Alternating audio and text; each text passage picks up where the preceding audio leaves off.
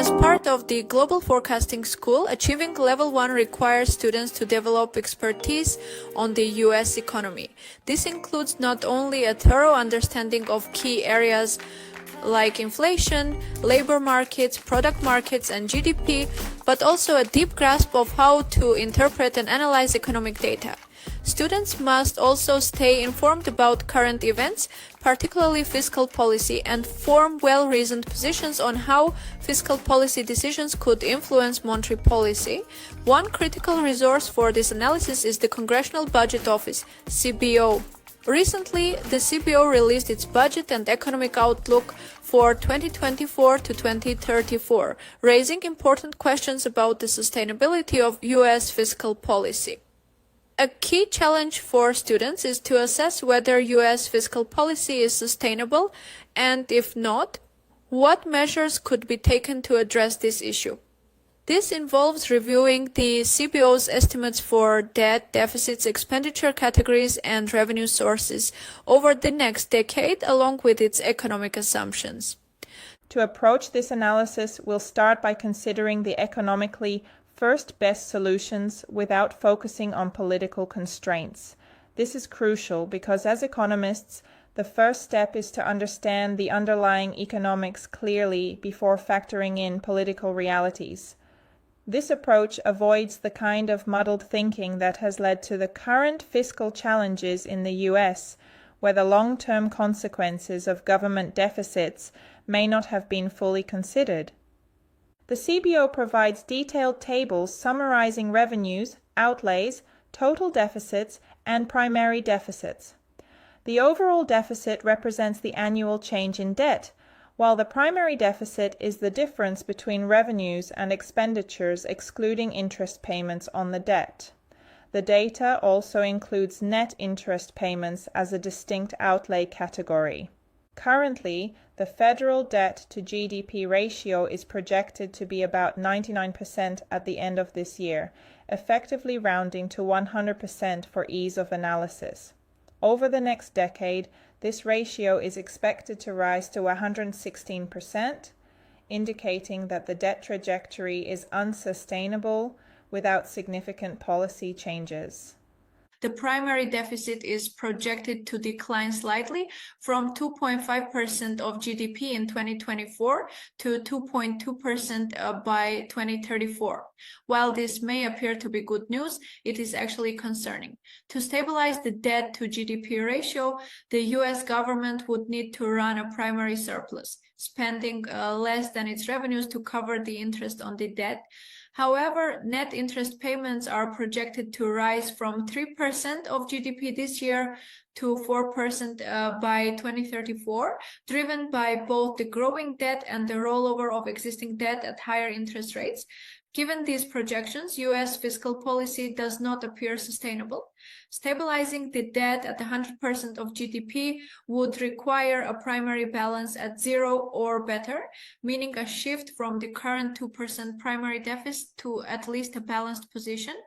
This adjustment could be achieved through a combination of tax increases and spending cuts totaling about 2% of GDP.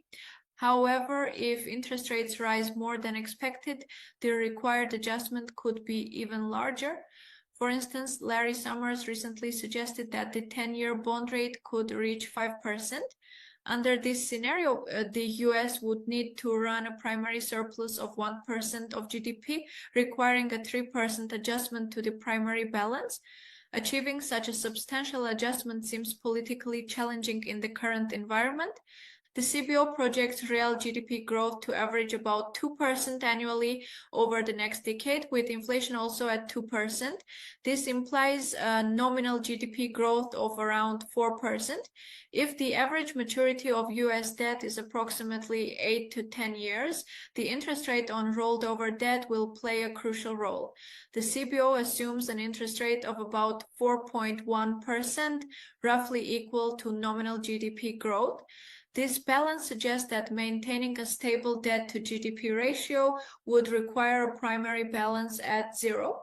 If adjustments are not made, the US faces a day of reckoning where either tax revenues must rise or expenditures must be cut. policymakers will need to consider options like raising taxes by 2% of GDP, cutting expenditures by the same amount, or implementing a mix of both. However, higher interest rates would make this adjustment even more difficult, as they would require larger fiscal changes. The projections underscore the urgency of addressing U.S. fiscal sustainability. Without action, the rising debt to GDP ratio and increasing interest obligations risk creating an explosive fiscal situation. These challenges highlight the importance of clear economic thinking and informed policy decisions to navigate the political complexities of fiscal reform. To truly understand these debt dynamics and explain them clearly to others, we have created a simple spreadsheet. Let's take a look at it to understand the fundamental problem at hand. Economists often use very simple models because these models can reveal profound insights. While the assumptions in these models are intentionally simplified, they can always be extended in more complex real-world models. However, for the purpose of explaining the core issue, simple models are incredibly effective. In this case, we'll use a basic model to analyze the dynamics of government debt.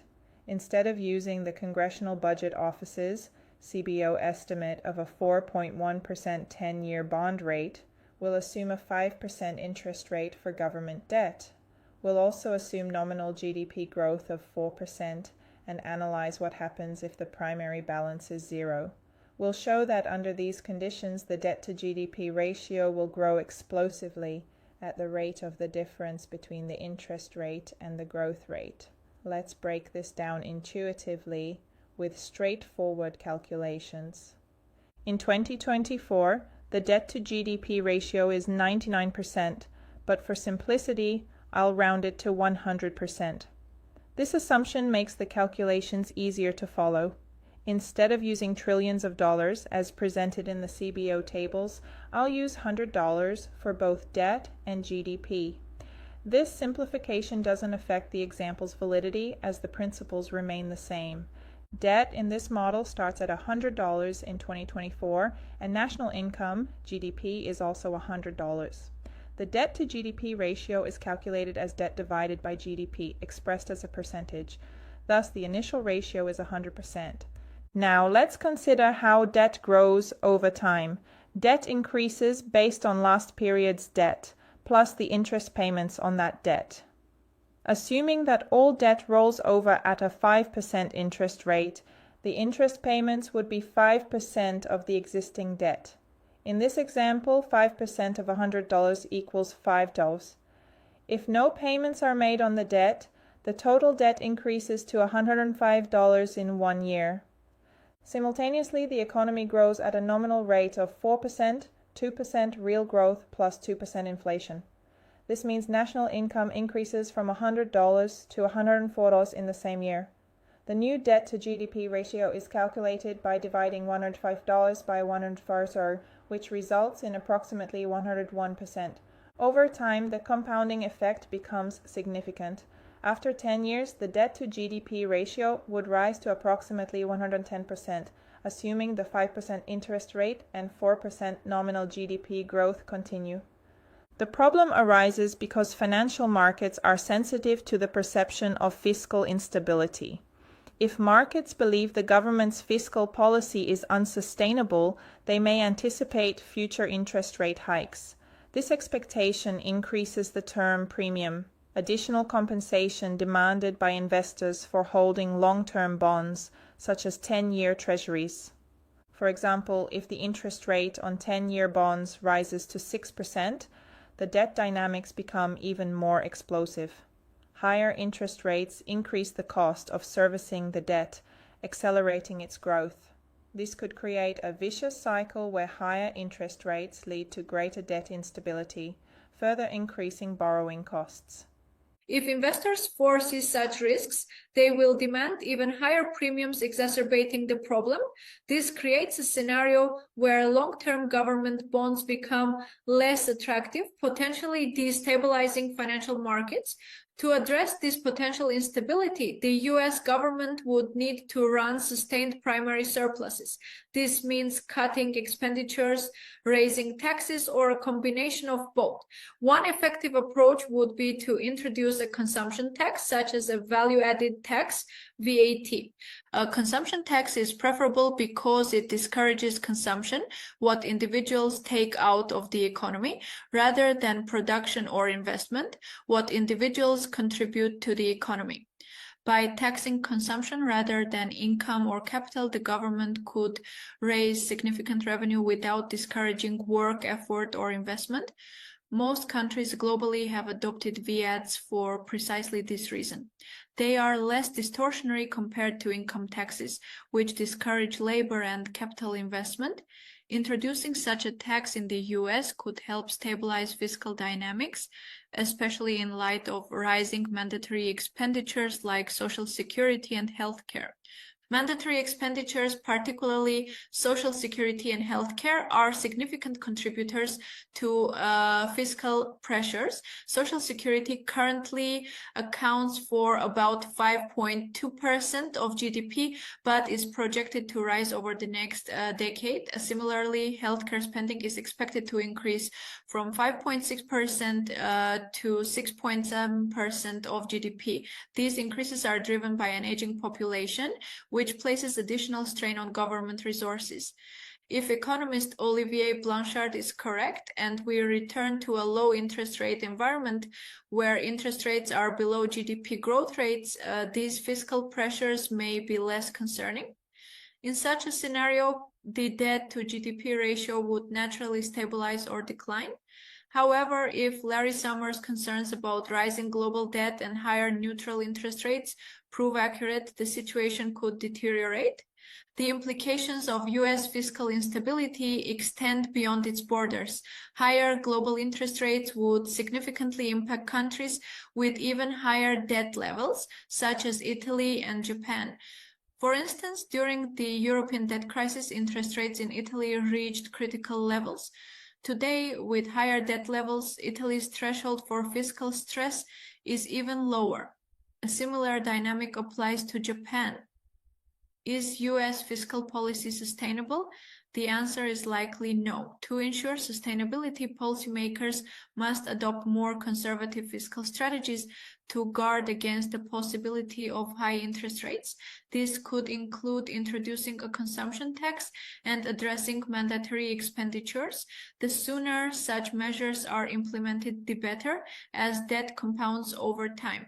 For global forecasting school students, understanding these fiscal dynamics is crucial. They must analyze the US economy comprehensively and apply similar frameworks to other countries they study. Even when focusing on other nations, they must stay informed about the US economy as it has global implications due to integrated capital markets. In summary, addressing the US fiscal situation requires immediate and politically challenging actions.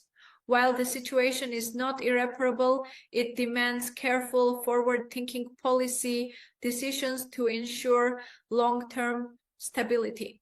See you